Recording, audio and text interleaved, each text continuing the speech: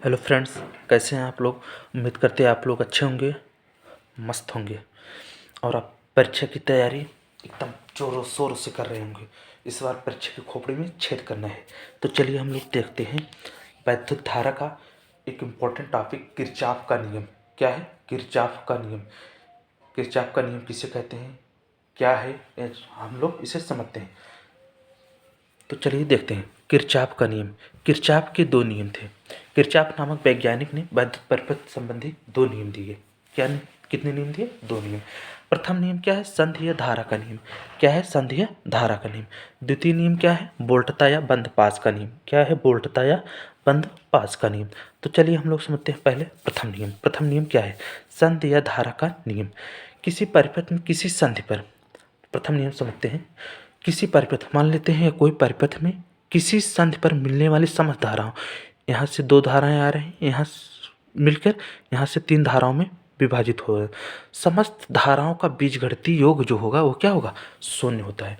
अब हम लोग किसी परिपथ में किसी संधि पर मिलने वाली समस्त धाराओं का बीजगणितीय योग क्या होता है? शून्य होता है। क्या होता है? शून्य होता है। यह संधि है, क्या है? जो यह संधि है, इस पर जितने भी धाराएं मिलेंगी, इस पर जितनी भी धाराएं मिलेंगी, चाहे धाराएं बाहर की ओर जा रही हों या अंदर की ओर आ रही हों। जैसे धाराएं ये अंदर की ओर आ रही हैं और ये धाराएं क्या जा रही हैं? बाहर की ओर जा रही हैं। इन सब का योगफल, इन सब का योगफल, बीजगणित योगफल क्या होता है? शून्य होता है। इन सब का योगफल क्या होता है? शून्य होता है। यही क्या है? किरचॉफ का प्रथम नियम, जिसे कहते हैं संधि या धारा का नियम। तो चलिए समझते हैं इसे गणितीय रूप में कैसे लिखा जाता है। जैसे है सिग्मा, हम लोग लिखेंगे sigma I is equal to zero. क्या लिखेंगे? Sigma I is equal to zero. इस सिग्मा का मतलब समझते हैं, यही है बीजगणितीय योग। सिग्मा का मतलब होता है बीजगणितीय योग। यह सिग्मा का मतलब क्या होता है? बीजगणितीय योग। इसमें देखते हैं दो धाराएं, एक धारा I1 मान लेते हैं और एक धारा क्या मान लेते हैं? I2 मान लेते हैं, और इसे मान लेते हैं I3। इसे क्या मान लेते हैं? I3। इसे क्या मान लेते हैं? I4। इसे क्या मान लेते हैं? I5। इसमें देखिए I1 और I2 दो धाराएं अंदर की ओर आ रही हैं। ये जो I1 है और ये I2 है, ये दो धाराएं क्या आ रही हैं? परिपथ में अंदर की ओर आ रही हैं। और I3, I4, I5 ये तीन धाराएं परिपथ से बाहर की ओर जा रही हैं। कहाँ जा रही हैं? परिपथ से बाहर की ओर जा रही हैं। तो इन दो धाराओं का योग, इन दो अंदर की धाराओं का योग बाहर की जाने वाली धाराओं के योग के बराबर होगा। क्या होगा? बराबर होगा। तो चलिए हम लोग समझते हैं। तो सिग्मा, सिग्मा क्या होगा? आई इनपुट। आई इनपुट मतलब समझते हैं? Input, I input equal to sigma I output. I output. Sigma input मतलब, सिग्मा आई इनपुट मतलब समझते हैं? I1 और I2। I1 और I2 ये अंदर की ओर आ रहे हैं। सिग्मा आउटपुट मतलब जो बाहर की तरफ जा रही हैं। बाहर की तरफ क्या जा रहा है? I3, I4 and I5। ये तीन धाराएं बाहर की तरफ जा रही हैं और ये दो धाराएं I1 और I2 अंदर की तरफ आ रही हैं। यही क्या है? किरचॉफ का प्रथम नियम है। क्या है? किरचॉफ का प्रथम नियम है। इसे ही किरचॉफ का प्रथम नियम कहते हैं। किरचॉफ का प्रथम नियम यह आवेश संरक्षण के सिद्धांत पर आधारित होता है। किस सिद्धांत पर आधारित होता है? आवेश संरक्षण के सिद्धांत पर। आवेश संरक्षण के सिद्धांत पर आधारित होता है। सिद्धांत पर आधारित होता है। प्रथम नियम किस सिद्धांत पर आधारित होगा? आवेश संरक्षण के सिद्धांत पर आधारित होता है। चलिए अब हम लोग देखते हैं दूसरा नियम। इसका दूसरा नियम क्या है? वोल्टता या बंद पास का नियम। दूसरा नियम क्या है? वोल्टता या बंद पास का नियम। चलिए वोल्टता या बंद पास का नियम क्या है समझते हैं। किसी वैद्युत परिपथ के प्रत्येक बंद पास कोई वैद्युत परिपथ रहेगा। ये वैद्युत क्या है? परिपथ है।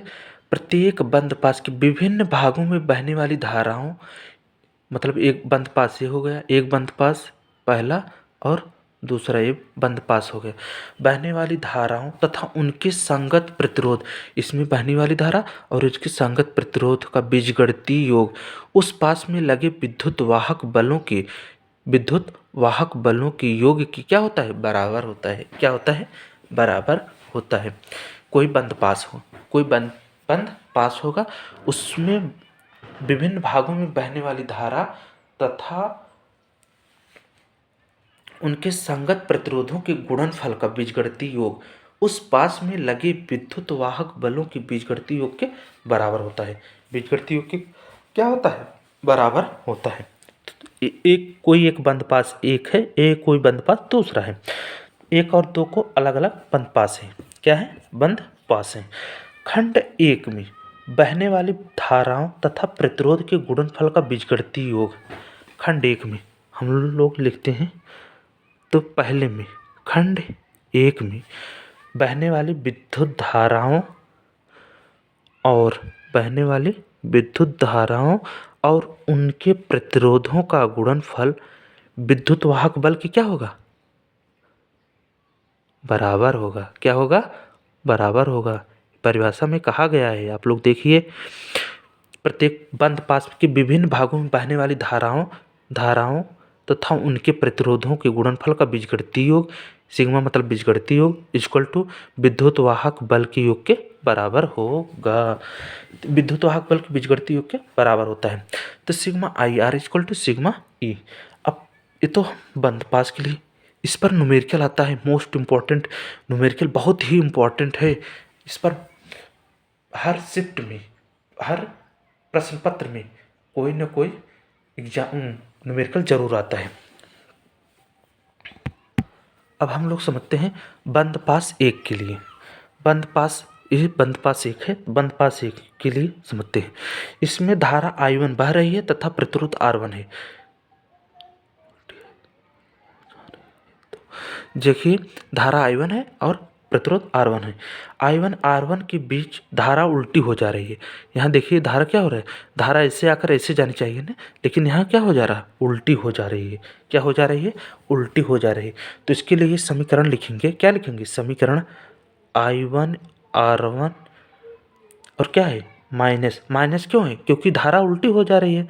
धारा उल्टी हो जा रही है तो क्या हो जाएगा? Minus R2 equal to E1 minus E2, E1 minus E2, E1 minus E2। यह क्या है? बंद पास के लिए क्या है? वोल्टता का नियम है। बंद पास के लिए क्या है? वोल्टता का नियम है, या द्वितीय नियम है। ये तो फर्स्ट बंद पास के लिए था। अब हम लोग समझते हैं द्वितीय बंद पास के लिए। क्या समझते हैं? द्वितीय बंद पास के लिए। ये तो फर्स्ट बंद पास के लिए था। अब हम लोग समझते हैं द्वितीय बंद पास के लिए। बंद पास 2 के लिए धारा I2 तथा प्रतिरोध R1 है। द्वितीय सेकंड बंद पास के लिए, सेकंड बंद पास के लिए धारा I2 और प्रतिरोध क्या होगा? R2 होगा। दूसरे में देखिए धारा ऐसे बह रही है ना, धारा ऐसे बह रही है, तो हो जाएगा I2 R2 plus I3 R3, क्योंकि धारा ऐसे आएगी तो ऐसे बहेगी ना, तो यहाँ हो जाएगा I2, क्या हो जाएगा? I2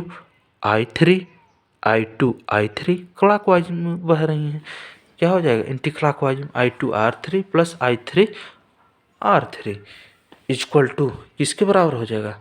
इक्वल टू विद्युत वाहक बल। विद्युत वाहक बल सेकंड पास के लिए क्या हो जाएगा? E2, क्या हो जाएगा? E2 के बराबर हो जाएगा। अब हम लोग यहाँ देखते हैं I3 क्या हो जाए? I1 और I2 के बराबर हो जाएगा। I3 बराबर हो जाएगा क्या? I1 प्लस I2 के क्या हो जाएगा? बराबर हो जाएगा। I1 और I2 के बराबर हो जाएगा। तो हम लोग यहाँ I3 की जहाँ लिख सकते हैं I2 R2 प्लस I3 क्या जहाँ क्या लिख सकते हैं? I1 I2 R3 3 equal to E2, क्या लिखेंगे E2। किरचॉफ, यही है क्या किरचॉफ का नियम। ये तो सेकंड बंद पास के लिए हो गया, पहले बंद पास के लिए ऊपर समीकरण है, ये तो सेकंड बंद पास के लिए होगा। ये फर्स्ट बंद पास के लिए हो गया, सेकंड बंद पास के लिए समीकरण हो गया। तो जो किरचॉफ का द्वितीय नियम है, वोल्टता या बंद पास का नियम, यह जानते हैं किरचॉफ का द्वितीय नियम ऊर्जा संरक्षण के सिद्धांत पर आधारित है। किस पर आधारित है? पहला किस पर आधारित था? आवेश संरक्षण पर आधारित था। तो दूसरा ऊर्जा संरक्षण के सिद्धांत पर आधारित था। एक एक नंबरी में पूछ लेता है। ऊर्जा संरक्षण के सिद्धांत पर आधारित है, आधारित है। कभी एग्जाम में पूछ लेता है किरचॉफ का प्रथम नियम किस संरक्षण पर आधारित है, किरचॉफ का द्वितीय नियम किस संरक्षण पर आधारित है, एक नंबर में पूछ लेगा, ऑप्शनल में पूछ लेगा। तो आप लोग इसे याद रखेंगे। पहला आवेश संरक्षण पर क्या है, आवेश संरक्षण पर आधारित है, दूसरा ऊर्जा संरक्षण पर आधारित है। बस आज के लिए इतना ही रखते हैं। अगर वीडियो अच्छी लगे तो चैनल को लाइक शेयर और सब्सक्राइब जरूर कीजिएगा दोस्तों। मिलते हैं एक अगले वीडियो में अच्छे टॉपिक के साथ। तब तक के लिए जय हिंद जय भारत। हाँ दोस्तों, लाइक और शेयर जरूर कीजिए और कमेंट बॉक्स में ज़रूर कमेंट करिए। चलिए हम लोग देखते हैं नेक्स्ट वीडियो में एक नेक्स्ट टॉपिक के साथ।